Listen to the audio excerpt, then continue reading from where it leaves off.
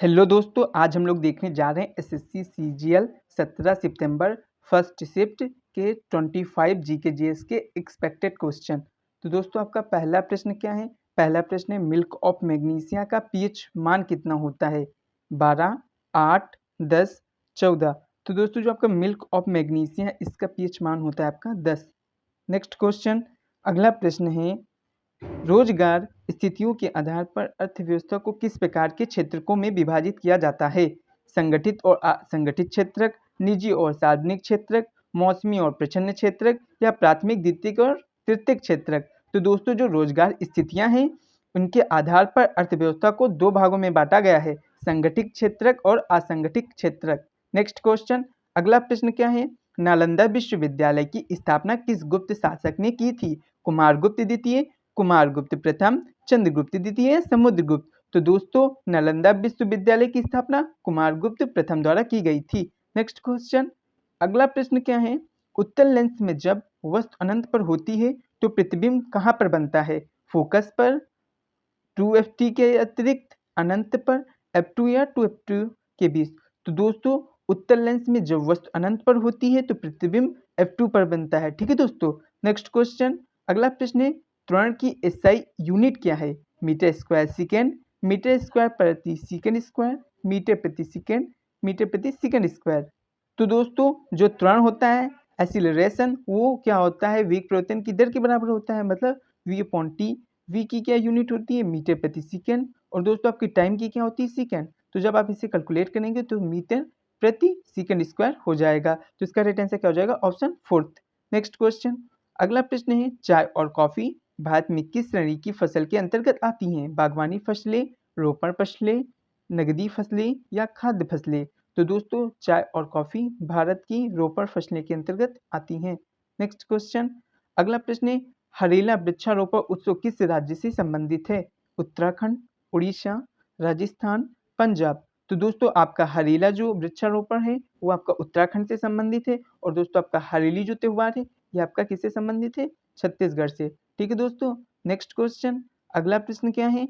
तुकुराई का युद्ध जिसे बजोरा के युद्ध या मुगल मार युद्ध के रूप में भी जाना जाता है मुगल साम्राज्य और बंगाल सल्तनत के बीच निम्नलिखित में से किस वर्ष लड़ा गया था? 1595, 1585, 1532 या 1575। तो दोस्तों जो आपका सन 1575 ईस्वी में तुकारुई या बिजौरा या मुगल मार का युद्ध लड़ा गया था। किसके बीच में? मुगल जो एम्परर थे उनके और जो बंगाल सल्तनत थे उनके बीच लड़ा गया था। नेक्स्ट क्वेश्चन, अगला प्रश्न है 9 दिसंबर 1946 को संविधान सभा के पहले सत्र के दौरान अस्थायी अध्यक्ष के रूप में किसे चुना गया था? भीमराव अम्बेडकर, राजेंद्र प्रसाद, सच्चिदानंद सिन्हा, जवाहरलाल नेहरू। तो दोस्तों जो 9 दिसंबर 1946 को संविधान सभा के पहले सत्र के जो अस्थायी अध्यक्ष थे उनका नाम था सच्चिदानंद सिन्हा। जो स्थायी थे उनका क्या नाम था? राजेंद्र प्रसाद।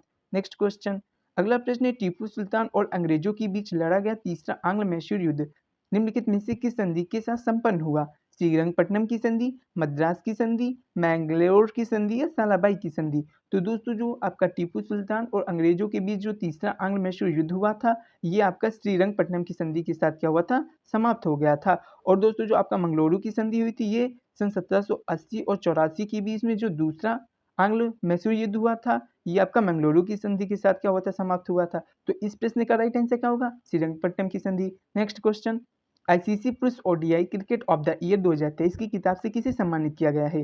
पैट कमिंस, विराट कोहली, शुभमन गिल या ट्रेविस हेड। तो दोस्तों आपको पता होगा आईसीसी पुरुष ODI cricket of the year 2023 किसे चुना गया है? आपका विराट कोहली को। नेक्स्ट क्वेश्चन, अगला प्रश्न है नारली पूर्णिमा किस भारतीय राज्य में मानसून के मौसम के अंत का प्रतीक है? बिहार, पश्चिम बंगाल, महाराष्ट्र या तमिलनाडु। तो दोस्तों ये महाराष्ट्र में होता है। क्या जो नारली पूर्णिमा होती है ये मानसून के मौसम के अंत का प्रतीक होती है। नेक्स्ट क्वेश्चन, अगला प्रश्न है पद्म भूषण विजेता गुरु वेम्पति चिन्ना सत्यम निम्नलिखित में से किस शास्त्रीय नृत्य शैली से जुड़े हुए गुरु हैं? कथकली, कथक, उड़ीसी या कुचिपुड़ी। तो दोस्तों जो गुरु वेम्पति चिन्ना सत्यम है ये कुचिपुड़ी नृत्य के गुरु हैं। नेक्स्ट क्वेश्चन, अगला प्रश्न क्या है?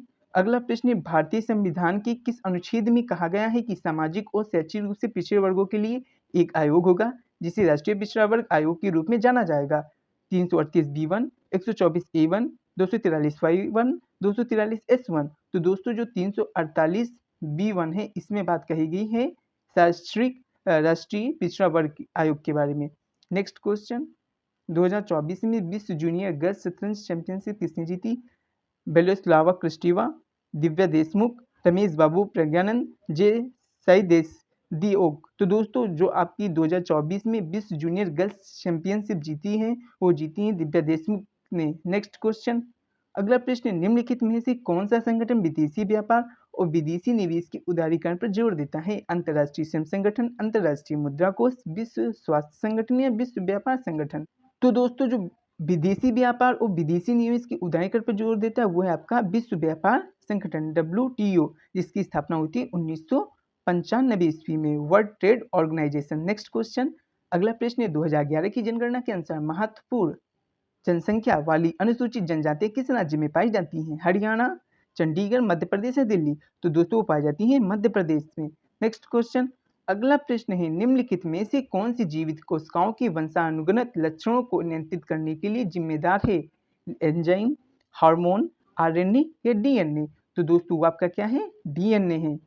और दोस्तों जो DNA का फुल फॉर्म होता है वो क्या होता है? Deoxy ribo nucleic acid. और RNA का क्या होता है? Ribo nucleic acid. Next question, अगला प्रश्न क्या है? हाल ही में 16 वर्ष की आयु में नेपाल की ओर से माउंट एवरेस्ट पर चढ़ाई करने वाली सबसे कम आयु की भारतीय कौन बनी है?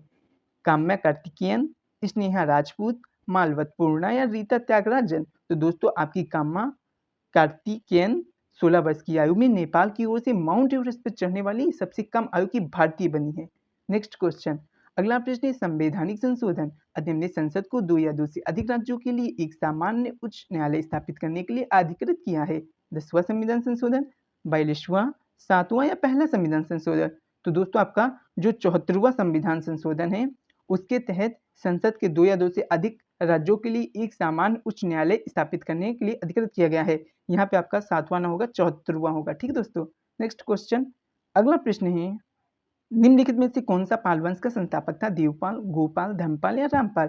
तो दोस्तों पाल वंश के संस्थापक थे आपके गोपाल। नेक्स्ट क्वेश्चन, अगला प्रश्न है भारत के प्राचीन इतिहास के संदर्भ में ऐहोल शिलालेख या अभिलेख महत्वपूर्ण है क्योंकि इसमें समुद्रगुप्त की महत्वपूर्ण उपलब्धियों का विवरण है। इसका उपयोग अशोक के धर्म नीति के प्रसार के लिए किया गया था, या कलिंग शासक खारवेल के बारे में जानकारी का मुख्य स्रोत है, या इसमें हर्षवर्धन पर पुलकेशिन द्वितीय की विजय के बारे में विस्तार से बताया गया है? तो दोस्तों जो ऐहोल अभिलेख है वो संबंधित है हर्षवर्धन पर पुलकेशिन द्वितीय की विजय के बारे में। नेक्स्ट क्वेश्चन, अगला प्रश्न क्या है? निम्नलिखित में से किसी सामुद्रिक वर्षावन कहा जाता है? प्रवाल, महासागरीय निक्षेप, ज्वार भाटा या महासागरीय धाराएं? तो दोस्तों जो प्रवाल है उसे सामुद्रिक वर्षावन कहा जाता है।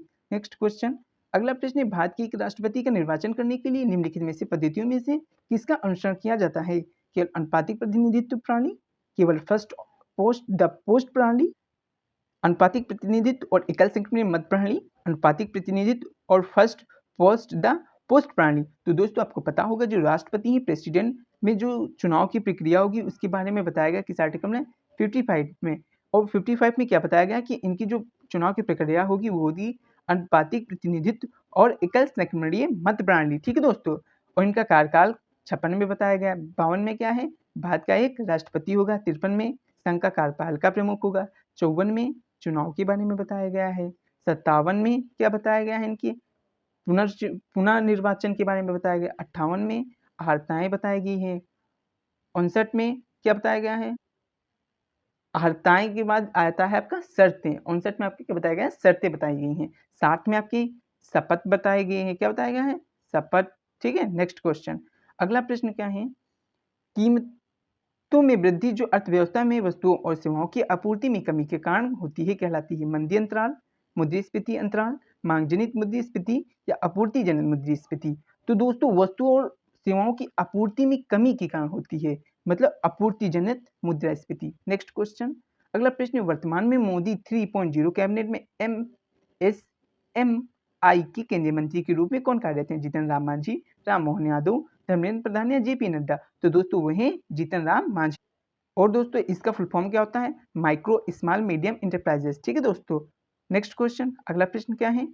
तो दोस्तों इसी के साथ वीडियो समाप्त होती है। अगर वीडियो अच्छी लगी हो तो लाइक करें, सब्सक्राइब करें एंड शेयर करें। थैंक यू दोस्तों।